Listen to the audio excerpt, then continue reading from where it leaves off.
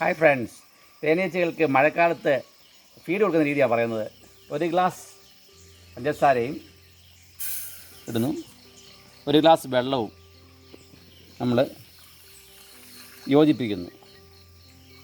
അതിൻ്റെ കൂടെ അല്പം മഞ്ഞൾപ്പൊടിയും ചേർത്താൽ വളരെ നല്ലതാണ്. അത് അവർക്ക് രോഗങ്ങൾ വരാതിരിക്കാൻ രോഗപ്രതിരോധ ശക്തി കിട്ടും. അതുകൊണ്ട് മഞ്ഞൾപ്പൊടി ചേർക്കുന്നു.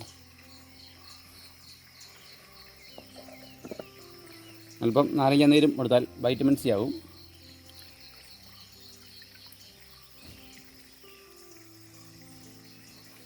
എന്നിട്ട് ഇത് കൂട്ടി യോജിപ്പിച്ചാൽ മതി. യോജിപ്പിക്കുന്നു.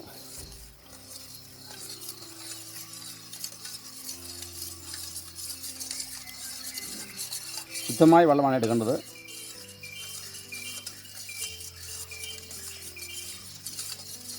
ഇത് ഒന്നുകിൽ വേണമെങ്കിൽ തീ വെച്ച് തണുപ്പിച്ചിട്ട് വേണം ഈ തേനീച്ചക്കൂടിലേക്ക് വെക്കാൻ. തേനീച്ചക്കൂട് വെക്കുമ്പോൾ ഒന്നുകിൽ ചിരട്ടയോ മറിഞ്ഞു പോകാത്ത ഏതെങ്കിലും പ്ലാസ്റ്റിക് പാത്രമോ മുട്ടായുടെ ഭരണിയുടെ അടപ്പോ ഒക്കെ വെക്കാം.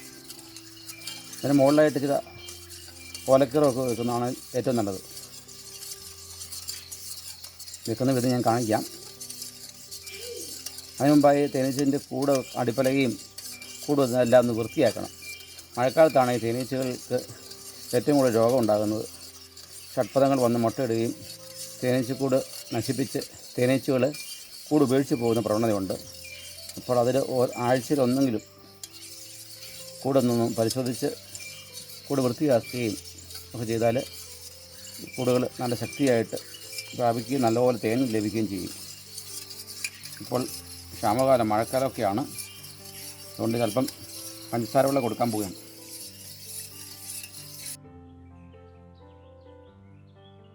തേനീച്ചക്കൂട് മഴക്കാലത്ത് അഴിച്ചൊന്ന് പരിശോധിക്കുകയാണ്.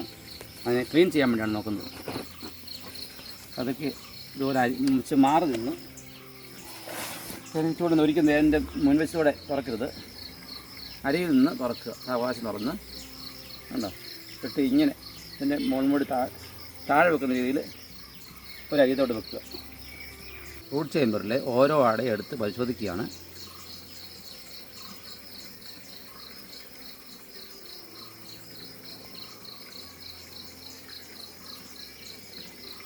കണ്ടോ അതെല്ലാം അപ്പടി കിഴുത്തകൾ വീണു. ഇതിൻ്റെ അർത്ഥം ഇതിൽ മെഴുകുപുഴു കയറിയെന്നാണ് അതിൻ്റെ അർത്ഥം. ഇതുപോലുള്ള അടകൾ ചെത്തി മാറ്റി കളയണം. തേനീച്ച പതുക്കെ ഊതി മാറ്റിയിട്ട് അല്ലെ ഊതി ചെറുതായിട്ടൊന്ന് കുടഞ്ഞാൽ തേനീച്ച ഇതിൻ്റെ അകത്തോട്ട് പൊക്കോളും.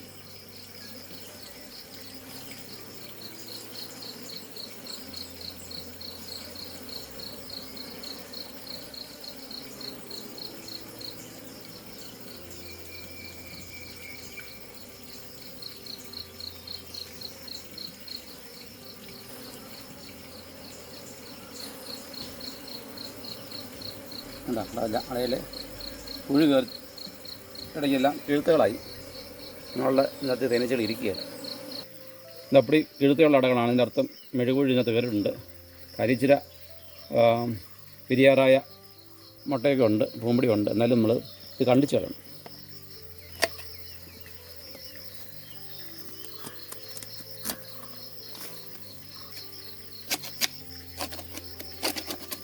വേറെ അട ഒരു കെട്ടി കഴിഞ്ഞ് സൈഡിൽ കൂടിൻ്റെ സൈഡിലേക്ക് ഈ ഫ്രെയിം ഇട്ടാൽ മതി. ഇവിടെ കിഴുത്തുള്ള അടയാണ്. ഇതുപോലെ അടകളിൽ റാണി മുട്ട ഇടുക. കൂടുതലത്തെ അടകളൊക്കെ നമ്മൾ ചെത്തിക്കണിച്ച് കളയണം.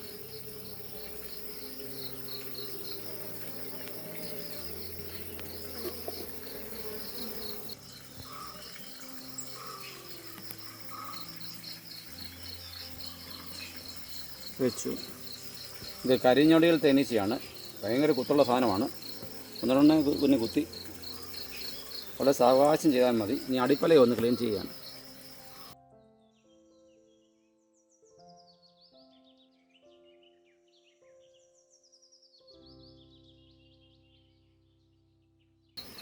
എല്ലാം വൃത്തിയാക്കി കൂടെ എല്ലാം ഒന്ന്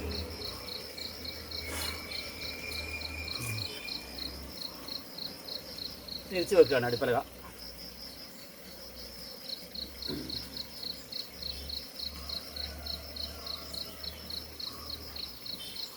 ഇതൊന്നും കുത്തി വേണ്ട അങ്ങനെ ഇങ്ങനെയാണ് കുത്തുന്നത്. അതിൻ്റെ പുറകുവശമാണ് കുത്തുന്നത്.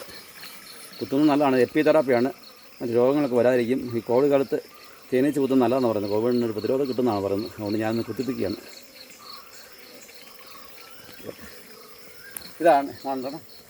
ഇതാണ് അതിൻ്റെ മുള്ള് ഇവിടെ നിന്ന് എടുത്ത് കളയുകയാണെങ്കിൽ നീര് വെക്കാതിരിക്കും. തേനിൻ്റെ അംശം കുറവാണ്. തേനെല്ലാം എടുത്തു പോയി. അതുകൊണ്ട് ഇത് പഞ്ചസാര ലൈൻ കൊടുക്കാൻ പോവുകയാണ്. അത് മറിയാത്ത രീതിയിൽ ചിരട്ടകളിൽ ഇതുപോലത്തെ ഈ മൂടുള്ള ചിരട്ട, കണ്ണ ചിരട്ട അല്ലാത്ത ചിരട്ടകളിൽ പഞ്ചസാര ലൈനി ഒഴിച്ചു കൊടുക്കും.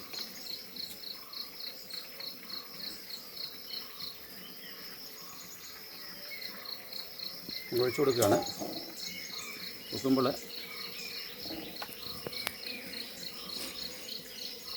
മറിഞ്ഞു പോകാതെ കല്ല വല്ല വെക്കുക.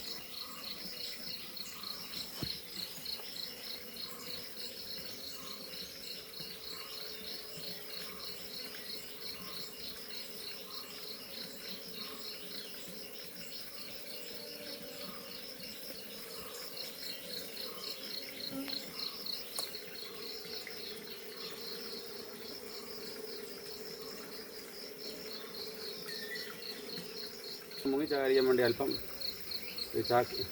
ചകിരി നൂലോട് വെക്കും. ചകിരി എന്തെങ്കിലും എന്നിട്ട് ഒരു സണി സൂപ്പർ കൊണ്ട് വെക്കുന്ന മഞ്ഞ് പാലിക്കാൻ വേണ്ടി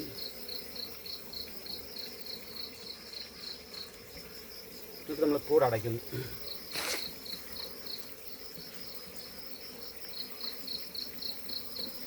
വെയിലോ മഴയോ ഒന്നും വരാതിരിക്കാൻ വേണ്ടി നമ്മളൊരു പാളം കൊണ്ട് വെച്ച് അടച്ച് കെട്ടുന്നു.